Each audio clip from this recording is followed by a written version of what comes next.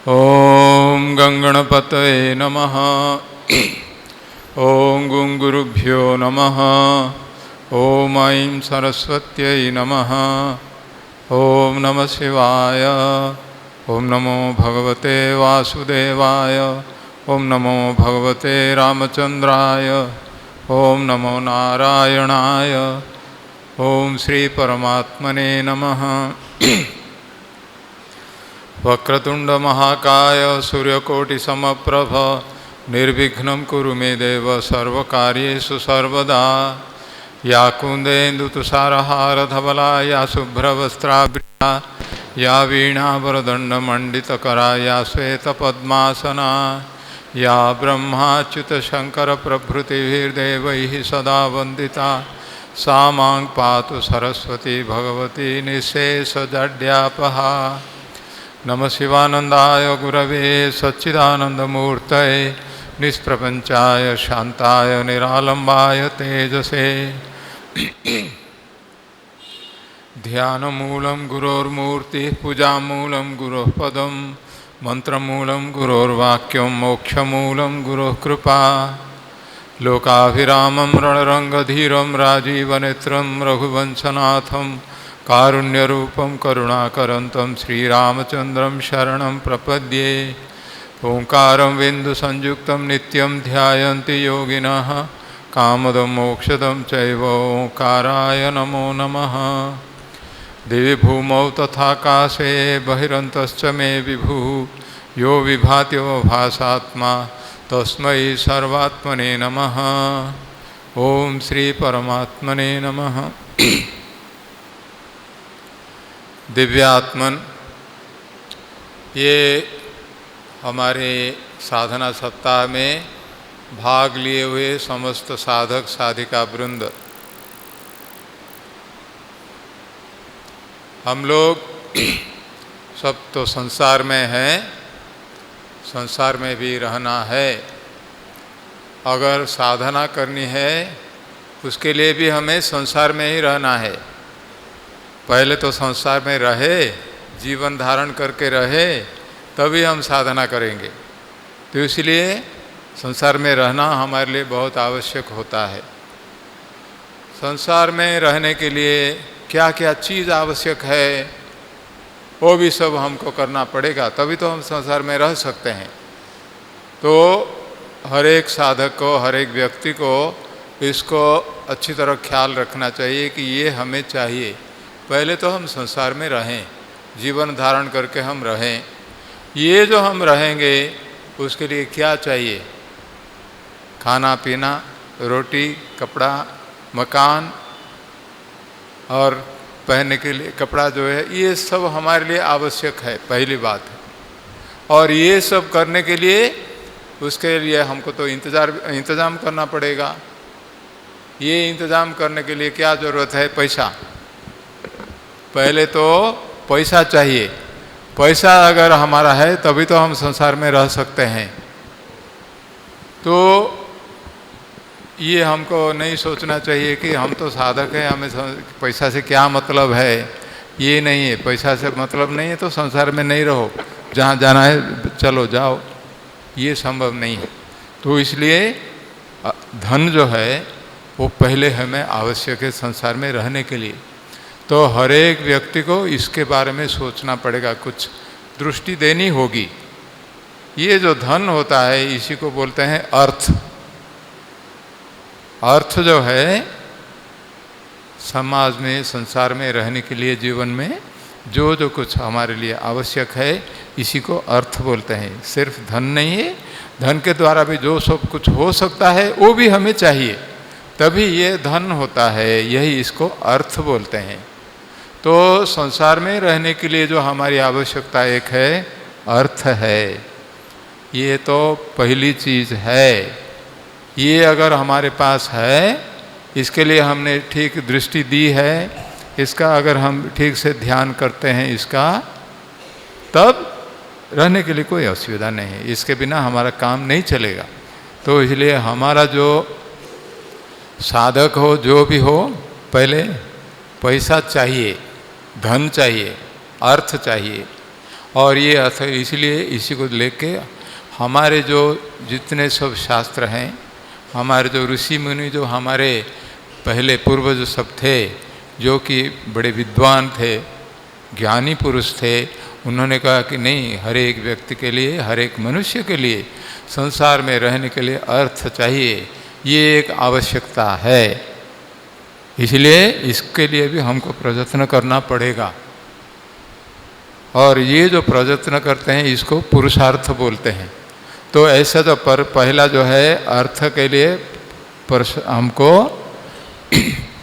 पुरुषार्थ करना पड़ेगा। तो इसलिए हमें जितने सब करना है उसमें से जो प्रयत्न करना है इसी को एक पुरुषार्थ बोलते हैं। अर्थ हमारा एक पुरुषार्थ होता है जिसके लिए हम कुछ नज़र देना चाहिए, तब हम संसार में पहले तो आराम से रह सकते हैं, जीवन धारण करके रह सकते हैं। ये नहीं सोचना चाहिए अर्थ ने हमारे लिए कोई ज़रूरत नहीं है, ये नहीं है, ये भी आवश्यक है। यही पहले होने से उसके बाद आगे कुछ हम सोच सकते हैं। तो इसलिए अर्थ का जो है ये हमें चाहिए, क्योंकि हमारा शरीर है, शरीर को धारण करके स्वास्थ्य ठीक रख के जितना हमें आवश्यक है उसके लिए अर्थ चाहिए। उसके साथ साथ हमें ये भी एक चाहिए, देखना होगा कि सिर्फ खाना पीना करने से हमारा काम नहीं चलता है। हमारा भी मन है, हमारा भी हृदय भी है, इसमें कुछ इच्छाएं होती हैं, कुछ भाव होते हैं हमारे हर एक व्यक्ति का। ये जो भाव होते हैं ये के लिए उसकी भी कुछ पूर्ति करनी चाहिए। मन में मान लीजिए आपकी कुछ एक इच्छा हो गई, ये हम करें, ये अगर थोड़ा दृढ़ रूप के रह गया है उधर, अगर इसको हम पूरा नहीं करेंगे तो मन तो बहुत वही उसी में रहेगा, उसका मन में शांति नहीं रहेगी। तो फिर हम कैसे रह सकते हैं संसार में। तो मन की शांति के लिए मन को भी थोड़ा तृप्ति कुछ चाहिए। इसी जो तृप्ति करता है इसका माने मन में हमारे कुछ कामनाएं हैं, तो कामना वासना जो भी कुछ है उसको भी कुछ पूर्ति करने की आवश्यकता होती है। तो ये जो है कामना, इसी को भी हमारा एक आवश्यकता है। इसी को आंख बंद करके रखने से काम नहीं चलेगा, इसी के लिए भी कुछ हमको दृष्टि देनी है। ये जो है कामना, इसी को काम बोलते हैं। हमारे जो पुरुषार्थ होते हैं, पुरुषार्थ में एक तो अर्थ के लिए हमको थोड़ा प्रयत्न करना पड़ेगा, साथ साथ हम मनुष्य होने के कारण हम एक जीव हैं और हमारे मनस्तात्विक हमारा जो ये है जीव जो है उसके लिए भी उसकी पूर्ति को हमको ख्याल रखना चाहिए। तो इसी को जो है ये हमारा दूसरा पुरुषार्थ होता है। दूसरा इसके लिए दृष्टि हमको देना चाहिए, ये होता है काम। कामना की पूर्ति करनी है, ये भी हमें आवश्यक है। ये होने से शरीर हमारा ठीक रहता है, आराम से रहा शरीर, और हमारा मन भी थोड़ा तो उसमें शांति स्वरूप से रहने से तभी हम संसार में कम से कम आनंद से, आराम से, शांति से रह सकते हैं। और ये अगर दो हो गया तभी और कुछ उससे बढ़कर हम कुछ करेंगे।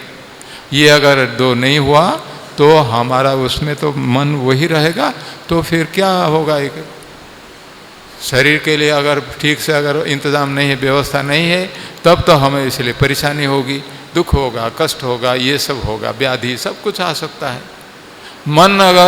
मन की पूर्ति अगर कामना की नहीं हुई, मन में शांति नहीं है, तृप्ति नहीं है, तो वो भी चंचल है, तो व्यग्र रहेगा, व्यस्त रहेगा, कुछ नहीं चलेगा काम। तो ये दो हमें आवश्यक है। तो ये दो पुरुषार्थ जो है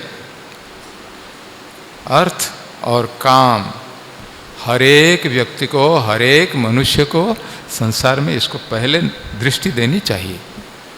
तो ये जो दो पुरुषार्थ है अर्थ और काम, ये हमें आवश्यक है। इसी को देख के उसके बाद फिर आगे हमको कुछ करना चाहिए। As human beings, you see, we have got life, we have to maintain our life, and then we have to carry on with all the activities in life. Whatever we want to do, although we are spiritual seekers, first we have to maintain our body, maintain our life. And for that, whatever is necessary, we have to give some attention. That is the first requirement for us. And for this, What we need money, we need wealth, we need material prosperity, material comforts. These things are required. And for that first, that is the first requirement. If that is assured, if you have taken care of that, then we will be able to just live in this world first. Without being able to live in this world, continue with our life, it is not possible for us to think of higher things. First we must know the ground realities. We have to have our feet rooted on the ground. So for that, whatever is required, first requirement for us is to take care of wealth requirements. Some wealth we need, this is one aspect. Second point is, we are not just the body. The comfort of the body is not enough for us, and maintenance of life is also not sufficient. We are also a psychological being. We have got a mind, we have got a heart, we have got longings, we have got our feelings, we have got sentiments, desires. These things are also required. We have to take care of that. If we don't think of that, we just ignore it and shut our eyes to that, then you see our mind will be restless. It will be not at peace. So how can we proceed further? So a little of satisfaction of these desires also have to find place in the scheme of our things. So for that also we have to make effort. So this is called the second thing for which we have to give attention, is fulfillment of desires. Desires. These two things are there. So this first thing is this wealth. This is economic value or the objective of life. The second thing is, we have to think of this fulfillment of certain basic minimum desires. That is called the vital value or fulfillment of certain desires. So these two things are our first requirements in order that we may live in this world. We may continue with this life. There only we can think of further beyond that. So these two things, wealth, acquisition of wealth, and then also fulfillment of certain desires, these two things are necessary. अभी हम जो अर्थ और काम हम करेंगे, ये तो हमारे लिए आवश्यक है, इसको तो हम करेंगे, सही बात है. ये करने से क्या होगा, हम अपने लिए कुछ सोच सकते हैं. जब हम अर्थ और काम के चिंता करते हैं, अपने बारे में ही करते हैं, लेकिन हमको ये सोचना चाहिए, हम ये संसार में अकेले नहीं हैं. इस संसार में हम तो सबके साथ मिल के रहना पड़ता है. हमको हमारे घर में परिवार हैं, परिवार लोगों के साथ मिलना चाहिए. हमारा जीवन उनके साथ जुड़ा हुआ है, उनके साथ हमारा संबंध है. तो हम सिर्फ अपने बारे में ही सोचने से काम नहीं चलेगा, दूसरों के बारे में भी हमको थोड़ा चिंता करनी चाहिए. दूसरी बात है, उनको जो आवश्यकता है उसके बारे में हमको ख्याल रखना चाहिए.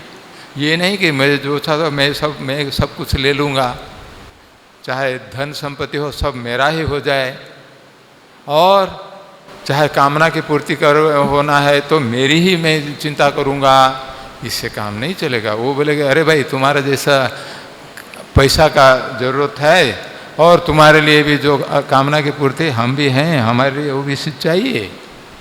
तो हम जब इन दोनों का ख्याल रखते हैं, उसके साथ साथ दूसरों के साथ जब हम रहते हैं, दूसरे के साथ हम मिल के जो रहते हैं, उनकी जो आवश्यकता है, उनके लिए जो ज़रूरत है, उसके बारे में हमको सोचना पड़ेगा. नहीं तो हम संसार में नहीं रह सकते हैं. हमको संसार में सबके साथ मिल के रहना है.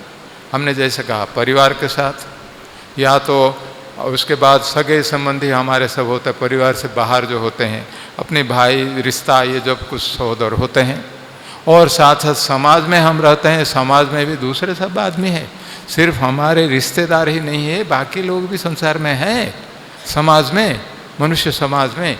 तो उनके लिए भी हमको ये सोचना पड़ेगा. तो ये क्या है, उन सब के साथ मिल के हमको रहना चाहिए. हमारे जो ये आवश्यकता है, ये भी आवश्यकता उनके लिए भी है. तो हम सिर्फ अपने बारे में सोच के दूसरों का ख्याल नहीं करेंगे, या तो हम अपना जो स्वार्थ है उसी का ही हम पूर्ण करेंगे, दूसरा कोई परवाह नहीं करेंगे. चाहे उनके कोई खिलाफ हो तभी भी हमके कोई चिंता नहीं है. ये करने से काम नहीं चलेगा. ये काम करने से झगड़ा होगा. वो बोलेंगे भाई तुम अपने घर जाओ, हम हमारे तो तुम अब नहीं हम दे सकते हैं. तो पिटाई होगी, झगड़ा होगी, तो झगड़ा के संसार में कैसे फिर शांति में रहेंगे? तो अपनी जो कामना जो है कि या तो अर्थ का जो हम करेंगे वो भी तो दूसरे के साथ संबंध करके ही हमको करना पड़ता है। तो इसलिए दूसरे के जो अवस्थिति है, दूसरे लोग भी जब हैं उनके साथ भी हम रहना है, उनकी आवश्यकताओं का भी ख्याल थोड़ा रखना है, तभी ये हम क्या संसार में अपना अर्थ और काम का जो हम उसका ख्याल करके कुछ करेंगे उसके लिए वो संभव होगा। हम संसार में एक साथ रह सकते हैं, सबके साथ मिल के शांति में अगर रहेंगे तभी हमारा ये काम सब ठीक रहेगा। इसलिए ये जो है अर्थ और काम से बढ़कर ये है, ये जो तीसरी जो कुछ तत्व है, तीसरा तत्व जो कि हमारे जिसके कारण हम सबके साथ मिल के रह सकते हैं। नहीं तो जंगल में जाके रहो, जंगल में जाके जाने से अकेला रह सकते हैं, खाना पीना कौन देगा आपको? वहाँ मिल जाएगा। अभी घर में आप हैं इसीलिए कोई चिंता नहीं होता। यहाँ जब हम घूम के फिर के आ जाते हैं, खाना तैयार है तो हम खा लेते हैं। वो संसार में जंगल में नहीं होगा, अपने को सब कुछ करना पड़ेगा, कहाँ से मिलेगा, क्या करेगा ये सब। तो दूसरों का हम जितना मदद लेते हैं, दूसरों का जो हम उनसे फ़ायदा लेते हैं, उनके लिए भी हमको कुछ देना पड़ेगा, उनके साथ उनका ख्याल रखना है। यही जो तत्व है, सबके साथ मिल के रहना, दूसरों का भी जो आवश्यकता है उसके का भी ख्याल रखना, ये होता है, इसी को धर्म बोलते हैं। ये जो धर्म है, धर्म का माने क्या है? अपने को संजत रखना चाहिए, अपना सिर्फ अपने बारे में नहीं सोच के दूसरों का भी ख्याल रखना है। परिवार में जब है, परिवार में मान लीजिए जो ये मुख्य जो होते हैं उनके साथ सब कुछ जो है सबके साथ ख्याल रखने से वो आराम में रह सकते हैं संसार में। वैसे सब कुछ है। तो धर्म जो है वो धर्म के कारण हम सबके साथ मिल के रह सकते हैं, हमारी उससे शांति मिलेगी, दूसरों के साथ भी हम शांति से रह सकते हैं, और इसी के यह होने से हमारे जीवन में सुख शांति आनंद मिलेगा। सिर्फ हमको सुख शांति आनंद नहीं मिलेगा, दूसरों से भी हमें मदद मिलेगा। हम एक दूसरों का मदद करके हम संसार में सब मिल के रह सकते हैं। यही जो है इसी को धर्म बोलते हैं। ये जो धर्म है इसका माने अपने ऊपर कुछ संयम रखना है। सिर्फ मैं जो चाहता हूँ वही करूँगा, ये संभव नहीं है। अगर हाँ आपको जो चाहिए आप करिए, लेकिन दूसरों का भी आवश्यकता है, दूसरों भी चाहते हैं, उसको भी ख्याल रख के अपना करो, कोई बात नहीं, तब हम सब आराम में रह सकते हैं। तो इसलिए धर्म जो है यही जो है सबको धारण करके रखता है, सब मानव समाज को धारण करके रखता है, इसलिए इसको धर्म बोलते हैं। सबके साथ शांति में आनंद में हम रह सकते हैं, सुख शांति में रह सकते हैं, इसलिए इसका नाम धर्म होता है। तो अर्थ और काम जो पुरुषार्थ होते हैं उसके साथ साथ तीसरा जो पुरुषार्थ होता है ये होता है धर्म। ये भी हमें चाहिए। ये अगर मान लीजिए धर्म भी हमारा है तो संसार में धर्म के आधार पर अगर हम संसार में रहते हैं, चलते हैं, तब इसके साथ इसके द्वारा हम आराम में, शांति में, सुख में संसार में रह सकते हैं। हमारा जीवन धारण संभव होगा। उसके बाद फिर और क्या करना है अलग बात है। ये तो पहले सोचना चाहिए, ये हर एक व्यक्ति को सोचना चाहिए। ये तीनों हमें पहले आवश्यक है। ये होता है हमारी मौलिक आवश्यकता है इसी को। Just as we want our own wealth, money, we want to fulfill our own desires, we must also think that we don't live in isolation. We are not individuals, isolated individuals. We have to live with others. We have to take care of the people with whom we have to live. The first thing, the starting point, we live in a family.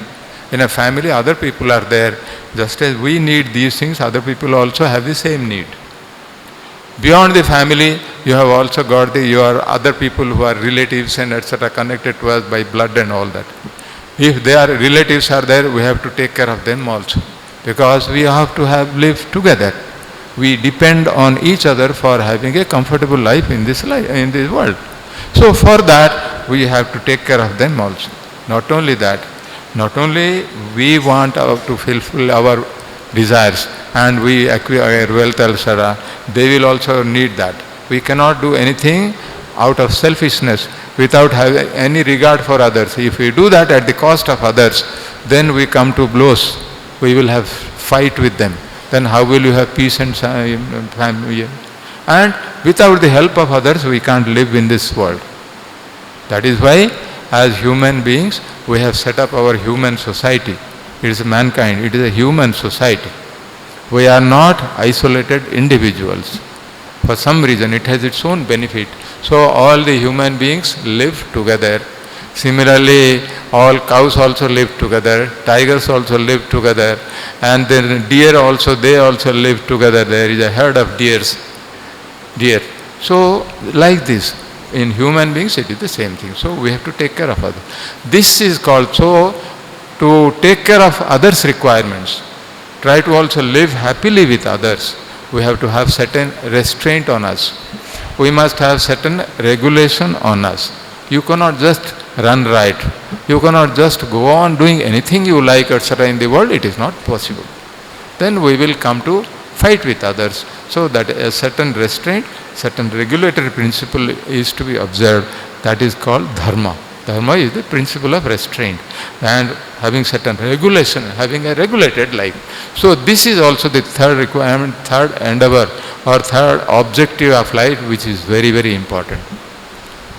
And this dharma or this regulatory principle or this principle of duty, that is more important than this wealth, acquisition of wealth and fulfillment of desire. These two we should know. If these three things are required for us, if we want to live in this world, if we are assured of these three things, we have taken care of these things, then we will have a comfortable life in this. We can carry on with our life. This we must remember this.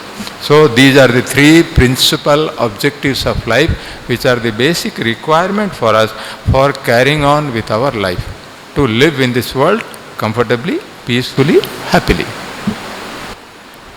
लेकिन इसके साथ साथ सो अर्थ, काम और धर्म, ये तो तीन पुरुषार्थ हुए हैं जो आवश्यक, हमारे लिए आवश्यक है. इसको हम सोचना चाहिए. सिर्फ अर्थ, काम और धर्म के साथ अगर हम रहेंगे, उसके बाद फिर क्या होगा? एक दिन हमको मरना है संसार में. हम तो रहेंगे शांति में, रह सकते हैं, तो फिर एक दिन मरना है. तो मरने क्या होगा? जब मरेंगे ये सब जहाँ है इस सब को छोड़ के तो जाना पड़ेगा, एक बात है. दूसरी बात है, मरने के बाद फिर इसी संसार को आना पड़ेगा हमको. मरने के बाद फिर पुनर्जन्म है. तो ये अर्थ, काम और धर्म हमको पुनर्जन्म से मुक्ति देने वाला नहीं है. संसार में रहने के लिए, आराम से रहने के लिए ये सब हमारे लिए अच्छा है, आवश्यक है और पर्याप्त भी है. इसके लिए हमको क्या करना चाहिए? क्योंकि संसार में जो भी कुछ हम देखते हैं ये सब नाशवान है. संसार में हमारा जीवन कुछ ही समय के लिए है और बाकी जितने सब चीज़ें हैं, वस्तु हैं, जगत जो है, ये सब नाशवान है. ये जो नाशवान है ये सब हमें तो अविनाशी जो तत्व है या तो अमरत्व के लिए ये हमें मदद नहीं करेगा. इसी को हमको अच्छी तरह समझना चाहिए. उसके लिए फिर क्या करना है? तो जो के लिए भगवान को आश्रय करना है, जो कि अमर तत्व हैं, जो कि संसार के सृष्टिकर्ता हैं, जिनके कारण ये सब संसार में आया हुआ है, ये सब संभव हुआ है भगवान के कारण. वही है जो वही शाश्वत तत्व है, वही अमर तत्व है, वही हमेशा के लिए वही रहते हैं. उनके पास अगर हम जाएंगे तभी हम अमरत्व प्राप्त कर सकते हैं.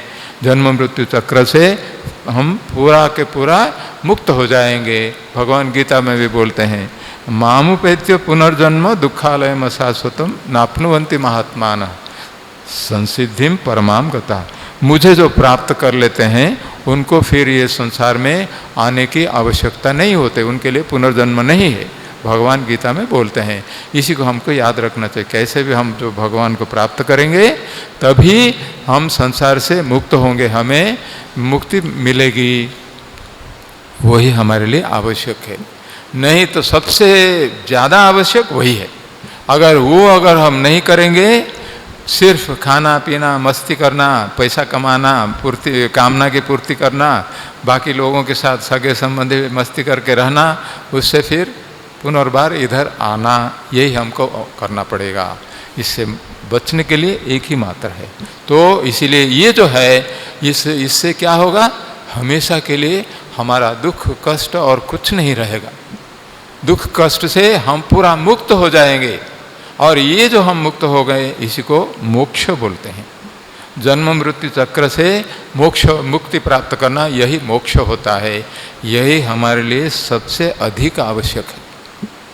चाहे संसार में नाले थोड़ा हमारा कष्ट होता है, दुख कष्ट है, उसको आप संभाल के आप रह सकते हैं, झेल के आप रह सकते हैं।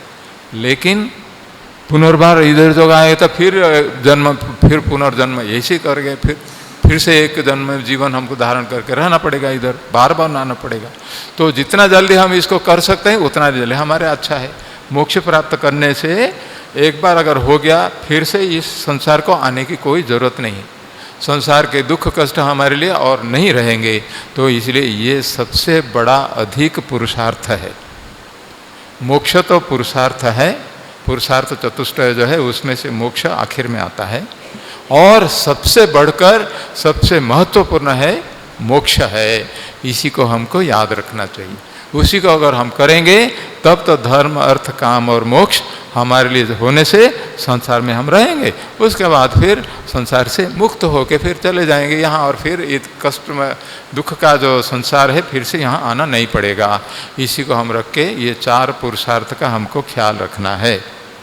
हाँ, इसीलिए ये चार पुरुषार्थ अगर हैं तब हम संसार में जीवन में सुख शांति आनंद में रह सकते हैं।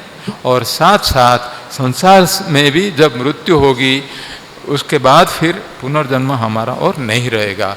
हमेशा के लिए हम सुख शांति आनंद प्राप्त करेंगे। वही शाश्वत सुख चिरंतन आनंद जो है वही मोक्ष है, वही भगवत प्राप्ति से हो सकता है। वही हमारा जीवन का परम लक्ष्य है। वही गुरुदेव स्वामी शिवानंद महाराज कहा है, भगवान भी वही गीता में बोलते हैं इसी को। ये चार पुरुषार्थ का हमको ख्याल रख के ये अगर हो तो जीवन में हमारा पूर्ण होगा, पूर्ण जीवन हमारा होगा इसी से, और हमें कोई तकलीफ कष्ट नहीं है, हम धन्य बन जाएंगे। ये अगर चार हमें मिलेगा। So these three, this acquisition of wealth, and then this fulfillment of our desires, and having a regulated way of life along with others, these three which are the righteousness, that is called righteousness. These three are there, they are required. If we have that, we will have a comfortable life. With this comfortable life, we can carry on with life. But then, ultimately, we have to die one day. We were born, one day we have to die. If we die, our problem doesn't come to an end with our death.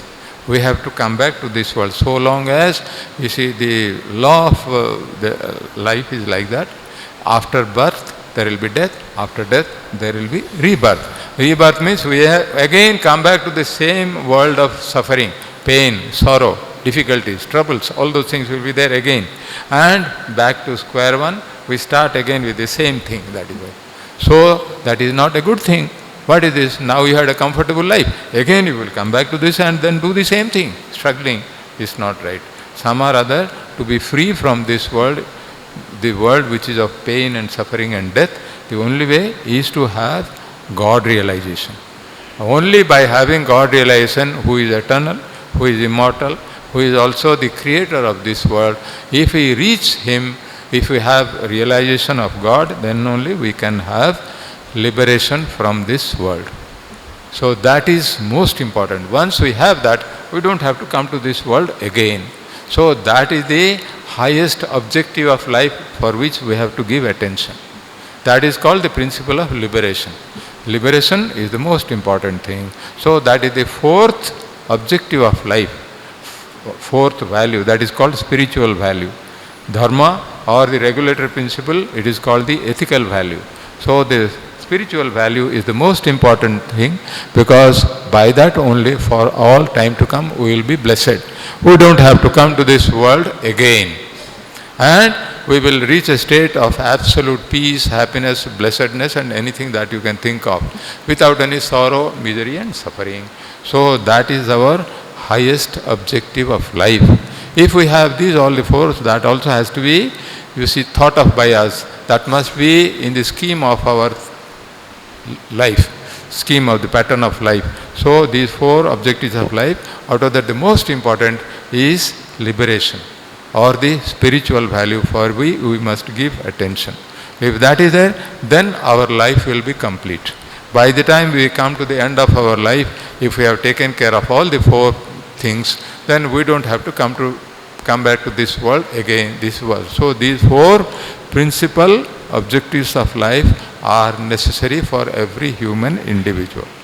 With that, we can have a comfortable life here, and when we meet with death, thereafter we make goodbye to this world. We will not come back to this world again. So that is the principle, liberation, if we have liberation. So we have to give attention to all the four. So for each of spiritual seeker, all the four things are necessary. हर एक साधक के लिए ये सब चार हमें इसका ख्याल रखना है. इसमें तो हमने कहा कि जो मोक्ष जो होता है वही सबसे उत्तम है, महत्वपूर्ण है, वही सबसे ज़्यादा आवश्यक हमें चाहिए. उसी को कैसे करेंगे? और ये जो अर्थ, काम और धर्म, ये जो है, इसके बारे में, इसका असली स्वरूप के बारे में हमको भी चिंता करना चाहिए. अर्थ तो है ठीक, बहुत मज़ा है, पैसा अगर है तो आप सब कुछ कर सकते हैं संसार में, जो चाहें आप कर सकते हैं. लेकिन अर्थ से क्या होगा? पैसा अगर है ना तो आप अच्छा कर्म तो करेंगे, अच्छी बात है, बुरे कर्म करने के लिए भी हमारा मन होगा. पैसे तो हमारे है, आप जो चाहें कर सकते, कौन आपको मना करने वाला है? इसलिए अर्थ जो होगा उसके साथ हम कुछ भी कर सकते हैं, क्योंकि ये संसार भगवान का माया है. अर्थ जो है ये एक माया है. लक्ष्मी जी वो जो इसको बोलते हैं, तो लक्ष्मी जी हमें कैसे भी नचा सकती है, उससे हम कुछ भी कर सकते हैं. इसीलिए अर्थ जो है ये साधारण चीज़ नहीं है. इसको बोलते हैं अर्थम अनर्थम भावय नित्यम नास्ति ततः सुख लेश सत्यम. उसके बाद फिर पुत्रादपि धन भाजाम भीति ही सर्वत्रैसा विहिता रीति ही, ऐसे शंकराचार्य जी बोलते हैं. क्या है? अर्थ जो है अनर्थ का कारण है, समझना चाहिए. अर्थ करके पैसा मैंने बहुत कमा लिया, बहुत अच्छी बात है, पैसा इकट्ठा करना अच्छा है, लेकिन इसके साथ साथ क्या हो सकता है, इसका अगर हम सावधान नहीं है तो फिर अनर्थ का कारण बने. यही अर्थ ही हमारे संसार में रहने के लिए आवश्यक है, लेकिन यही अर्थ ही हमारे अनर्थ का कारण भी बन सकता है. तो अनर्थ का कारण होगा, अर्थ से तो कुछ भी हो सकता है, ये तो ज़्यादा वो करना. और ये क्या है, इसलिए अर्थ में असली सुख नहीं है. नास्ति तथा सुख लेश सत्यम, उससे थोड़ा भी हमको सुख मिलने वाला नहीं है अर्थ से. शंकराचार्य जी बोलते हैं, आचार्य शंकर, रहने के लिए हमें आवश्यक है तो उससे हमको वो हो जाएगा, लेकिन असली सुख उससे नहीं मिलेगा. पैसा अगर आपके पास है, अपने लड़कों के साथ से भी हमें डर है, कभी वो हमारा पैसा चोरी करके ले जाएगा, छीन लेगा, कुछ भी कर सकता है, मेरे पास पैसा है. तो इसलिए पुत्रादपि धन भाजाम भीति ही, जिनके पास पैसा है वो अपने बेटे से भी वो डरते हैं. ये सारे संसार में यही देखा जाता है, यही संसार की रीति है, यही ये बोलते हैं. तो इसी को अर्थ हमारा अनर्थ का कारण बनना है. तो अर्थ अगर ज़्यादा होगा उससे क्या होगा? हम लोभ होगा. वही अर्थ जब तक सीमा के अंदर है यही हमारी आवश्यकता है, उचित है. उससे अगर बढ़कर हो गया ये हमारा लोभ हो गया. अर्थ अगर ज़्यादा हो गया तो फिर क्या होगा भाई? रात में कोई आएगा, कोई चोर आके ले जाएगा, चोरी कर लेगा. तो ज़्यादा जैसे करोड़पति जो हैं उनको जो बोलते हैं, उनके लिए मन में शांति नहीं रहती है. पैसा बहुत है लेकिन मन में शांति नहीं, रात को नींद नहीं होती है. अरे आप जानते हैं ये संसार में. तो ये सब अर्थ से अनर्थ का कारण बनता है. अर्थ अगर हो उससे सब हम पाप करते हैं, बुरी कामनाएं सब हम उसकी पूर्ति करने, सब ये सब भावनाएं आती है. इसलिए अर्थ को सावधान होकर करना चाहिए, अर्थ की कमाई. और जो सावधान करने के जितनी आवश्यकता है उतने में संतुष्ट रहना. जल्लभ से निज कर्मोपातम वित्तम तेन विनोदय चित्तम, तुम अपने ये कमाई से, धर्म के द्वारा जो तुम पैसा तुम कमाते हो, अर्थ कमाते हो, उसी से संतुष्ट रहो। पैसा कमाने के लिए बुरी चीज़ें करके असत उपाय से कर्म करना, ये तो बुरा है। ये सब अर्थ से आता है, इसी को समझना चाहिए।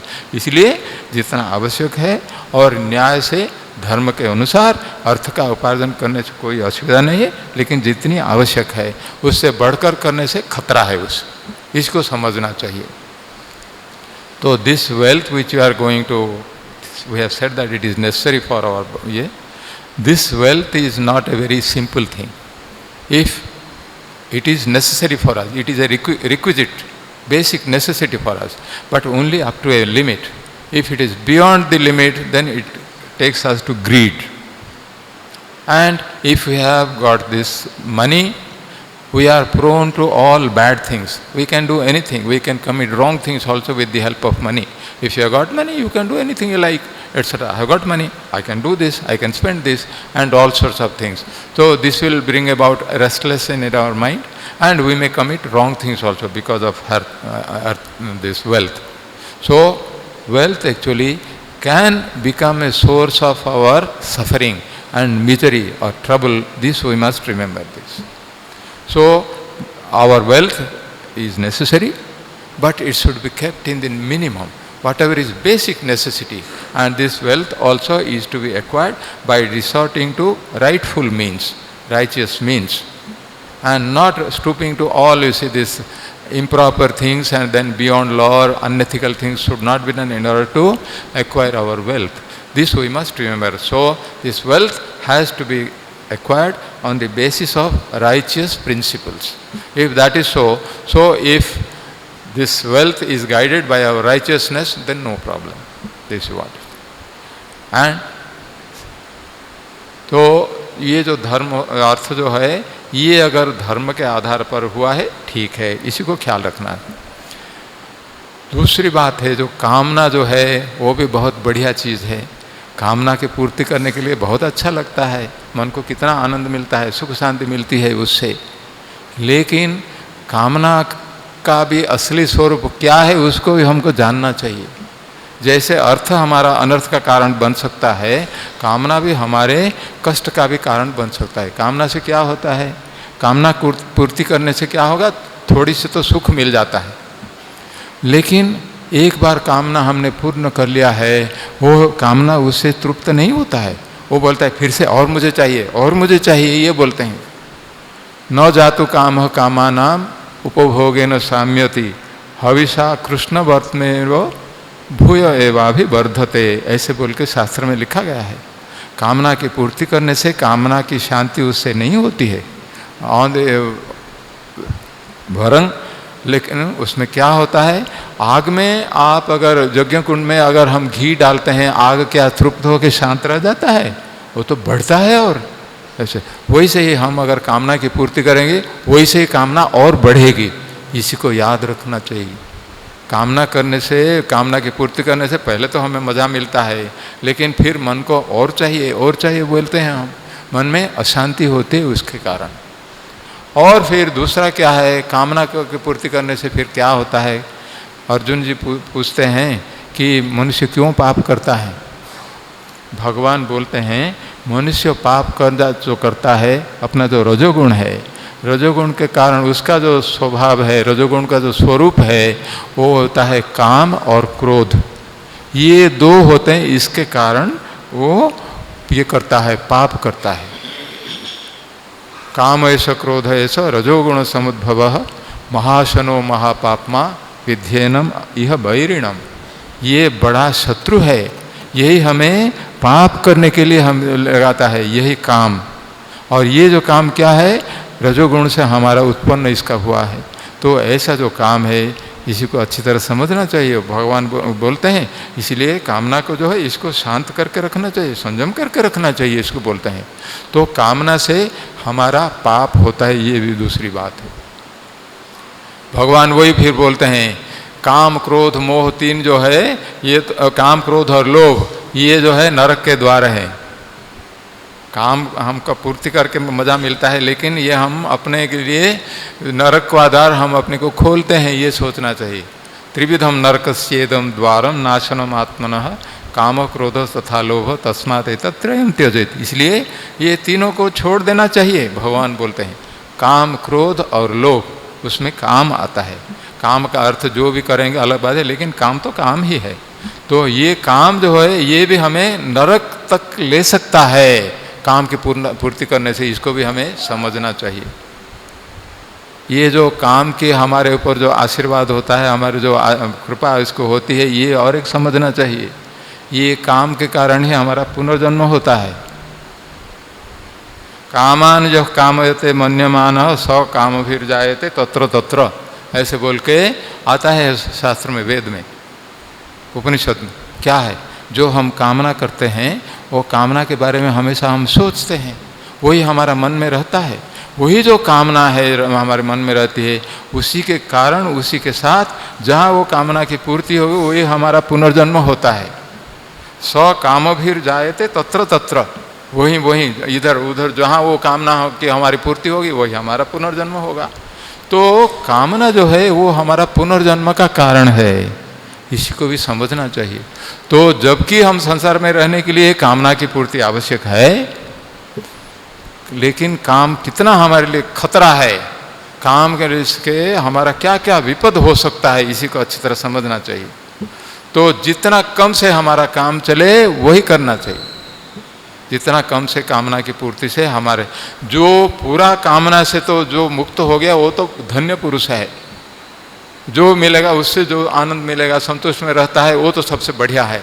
तो वही हमारे लक्ष्य होना चाहिए। तो काम जब हम करते हैं, हमने कहा कि संसार में हमारा द्वितीय पुरुषार्थ होता है।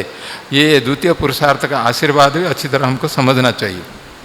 इसी को जितना कम रखे वही अच्छा है, वही से अर्थ भी हमारा जितना कम रखे अच्छा है।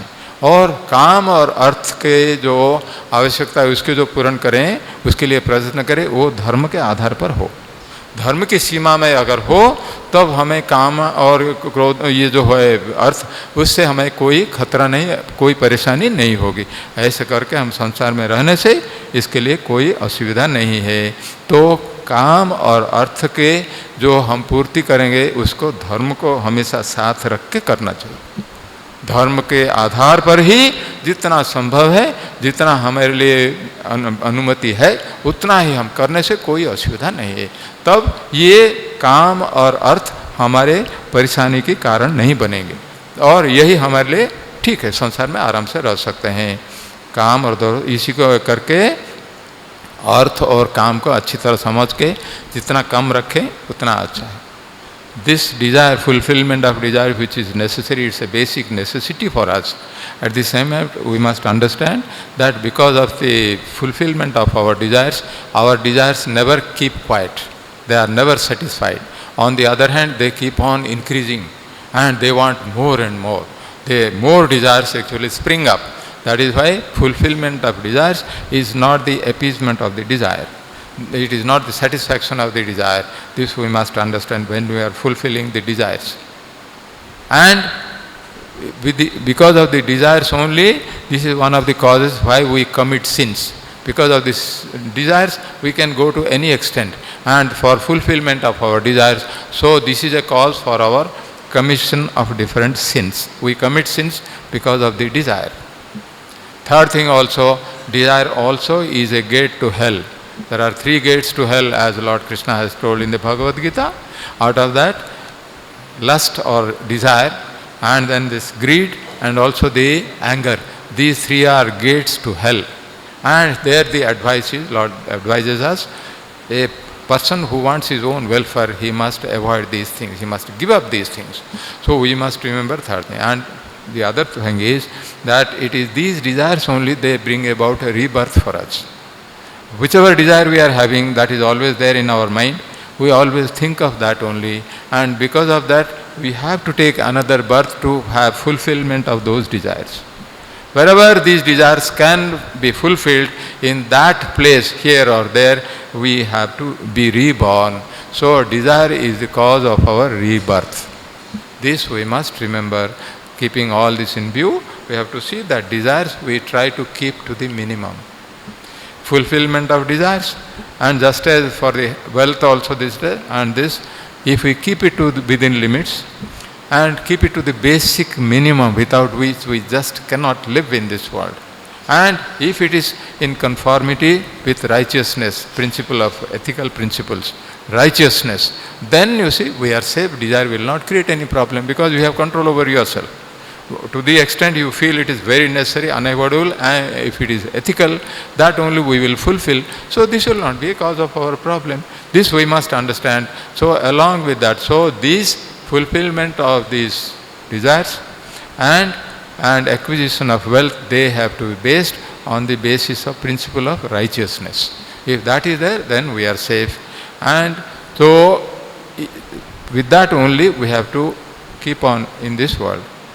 ये और सोचना चाहिए, ये जो धर्म जो है, धर्म के आधार पर अर्थ और काम का उसको हम संसार में करना चाहिए।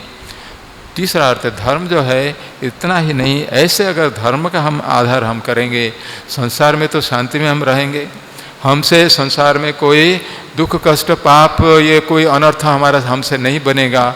उतना ही नहीं, धर्म को अगर हमने अपनाया है, धर्म के हिसाब से अगर हम चलते हैं, यही धर्म हमें मोक्ष को लेगा। तो धर्म का कितना गुण है ये समझिए।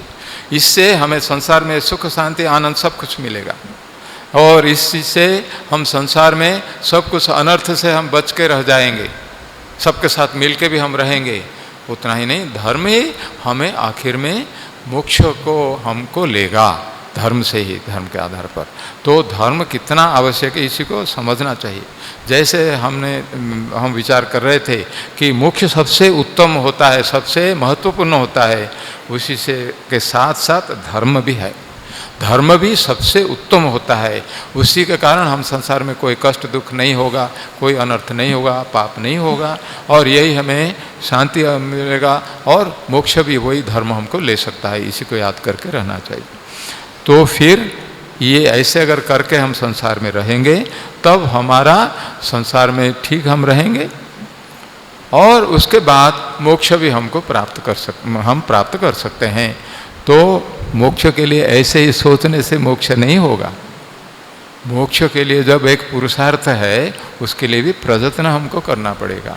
मोक्ष के जो प्रयत्न करते हैं वही हमारा साधना होती है। योग साधना जो है, जो भी कुछ है किसी भी करके, जैसे उपाय करके मोक्ष के लिए क्या चाहिए करना है, मोक्ष के लिए हमने अगर ठीक दृष्टि दी है, मोक्ष के लिए अगर हम सही प्रयत्न अगर करते हैं, मोक्ष अगर हम समझते हैं कि ये मोक्ष धर्म अर्थ और काम से बढ़कर ये मोक्ष हमारे लिए आवश्यक है, और ऐसी अगर गुरुत्व देके इसको महत्वपूर्ण हो सकता है, हो जाएगा, जरूर होगा, क्यों नहीं। अगर हम उसके लिए जो आवश्यक प्रयत्न है वो अगर हम उसको करते हैं, तो हमको तो मोक्ष जरूर मिलना चाहिए, क्योंकि हम भगवान के लिए हम प्रयत्न करते हैं। और भगवान क्या उनको पता नहीं होगा, अरे भाई ये एक है जो मेरा भक्त है, मेरे लिए सब कुछ करता है, उसका भी मैं ख्याल रखूँगा। भगवान खुद आके हमें फिर से यहाँ संसार में उद्धार करेंगे, और भगवान ही खुद हमें सब कुछ मदद देंगे। जो साधक जो मान लीजिए आंतरिकता से अपनी लगन से अगर ठीक साधना करता है, उसके लिए तो सब कुछ आ जाता है, सब कुछ सहायता करते हैं। सब देवता लोग करेंगे, महापुरुष लोग भी हमें आशीर्वाद करेंगे, भगवान भी हमें मदद करेंगे, तो हम मोक्ष प्राप्त कर सकते हैं। तो मोक्ष के लिए जो होगा उसी को लक्ष्य रखना चाहिए। तो ये जो चारों पुरुषार्थ है, यही हमारे लिए ध्येय है। इसमें से किसी को छोड़ने से काम नहीं चलेगा। इसमें से मोक्ष सबसे बड़ा है, उसके लिए सबसे अधिक है, सबसे ज़्यादा उसके लिए प्रयत्न हमको मोक्ष करना चाहिए। मोक्ष के लिए धर्म को भी उतना ही आवश्यक है, बिना धर्म से मोक्ष नहीं संभव है। तो धर्म के लिए मुझे हमें देखना चाहिए, धर्म और मोक्ष करके अगर हम संसार में चलें, तब तो हम मोक्ष प्राप्त कर सकते हैं, भगवत साक्षात्कार भी हो सकता है। यही हमारा हर एक साधक, इसी को हमको दृष्टि रखनी चाहिए। ये चारों का थोड़ा थोड़ा ख्याल रखना चाहिए, धर्म और मोक्ष के लिए ज़्यादा, और मोक्ष को सबसे ज़्यादा, और अर्थ और काम को सबसे कम। जितने कम से होगा तब हम संसार में कोई असुविधा नहीं। संसार में रह जाएंगे, रह सकते हैं आराम से, और मोक्ष के पथ में हम आगे बढ़ सकते हैं. So that is why we must remember these things. Moksha, liberation, और which is the fourth objective of this our human life, that is most important, because by that only we will be free from the round of births and deaths. So that should be the highest, most important, topmost priority. If we give adequate attention to that, if we also make proper effort for that, then we will surely succeed. God will surely bless us and we will have His realization. And that is the most important thing. And so doing yoga sadhana, practicing yoga and all spiritual practices, they come under, they are the way to have liberation. That also. So while carrying on with our life, living in our life comfortably, peacefully, happily, at the same time also carrying on with our sadhana, these two have to go together. Then all the four objectives of life we can get and we can achieve. And these four objectives of life, then we will be blessed. That is the purpose of human life. So all the four things are necessary. By that day our life will be complete. And whatever is the purpose for which we have come to this world, that we will be able to fulfill. So we have to keep effort for all these, keep attention to all these four, and also make adequate efforts as it necessary. तो ऐसे ही ये चारों पुरुषार्थ के लिए हमको प्रयत्न करना है. इसके लिए जो जितने के लिए आवश्यक है उतना अगर करें, हम धन्य बन जाएंगे. जीवन हमारा पूर्ण होगा, पूर्णांग होगा, और उससे हमारा कोई और कमी नहीं रहेगी. और जब तक हमारी मृत्यु आएगी तब तक हमारे मोक्ष के लिए भी रास्ता खुल गया होगा. तो इसलिए साधना करना चाहिए. संसार में दोनों एक साथ, संसार में रहने के लिए जो आवश्यक है उसमें भी थोड़ा दृष्टि देनी है, और साधना भी एक साथ करना चाहिए. दोनों अगर काम हमारे चलें सब हमारा ठीक रहेगा. इसी को देख के हम संसार में रहना चाहिए. तब हमें कोई परेशानी नहीं होगी. संसार में, जीवन में सुख शांति आनंद सब मिलेगा. संसार हमारा ठीक रहेगा, और हमारा मोक्ष जो है, पुरुषार्थ जो है, जो आध्यात्मिकता, जो आध्यात्मिक लक्ष्य है मोक्ष, वो भी हम प्राप्त कर सकते हैं. ऐसे करके हम संसार में रहना चाहिए. धन्यवाद. भगवान का, गुरुदेव का आशीर्वाद सबके ऊपर.